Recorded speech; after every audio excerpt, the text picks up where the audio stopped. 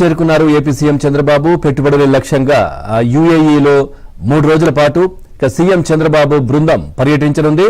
Abu Dhabi Indian embassy deputy chief of mission Amarnath తో భేటీ కానున్నారు. ఇక Dubai Indian council general Satish Kumar Sivan తోనూ సీఎం చంద్రబాబు సమావేశం కానున్నారు.